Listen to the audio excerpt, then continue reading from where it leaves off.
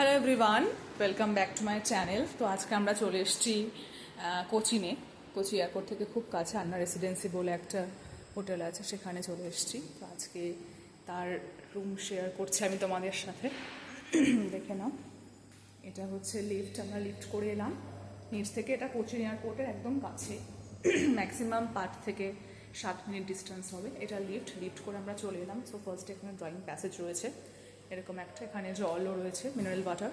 Drawing passage, এটা 4th floor পর্যন্ত আছে আই থিঙ্ক। এই যে স্টেয়ার্স রয়েছে, আর এখানে রুমগুলো দেখো পরপর।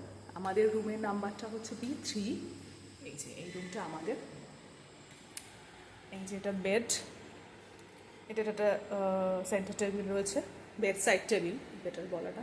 একটা ওয়ার্ড্রপ রয়েছে, লাগেজ যা যা জিনিস থাকবে আপনাদের সঙ্গে আপনারা রাখতে পারেন ওখানে। এটা হচ্ছে চেয়ারটা রয়েছে, আর টিভি, তার সঙ্গে একটা টেবিল আছে extra for lunch, dinner, breakfast, whatever you wish. একটা মিরার, এই যে আমি, একটা মিরার রয়েছে ফর সাজুগুজু, সাজার জন্য, রেডি হওয়ার জন্য একটা মিরার রয়েছে। আর মোস্ট ইম্পর্টেন্টলি যেটা ইম্পর্টেন্ট সেটা হচ্ছে ওয়াশরুম, বেসিন, তার সঙ্গে একটা মিরার, শাওয়ার রয়েছে। বাস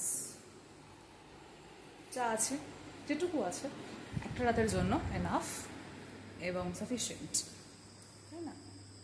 একটা ব্যালকানি আছে, বাট ব্যালকানিটা যাওয়াটা এখন কেউ লাভ নেই, অন্ধকার, দেখা যাবে না কিছু। ব্যালকানি রয়েছে, টোটালটা হচ্ছে এরকম একটা স্পেস। এটা B3, এই রুমটা B2, এই রুমটা হচ্ছে B9, বাট এই স্পেসটা খুব সুন্দর। এটা B1, এই হচ্ছে আন্না রেসিডেন্সি।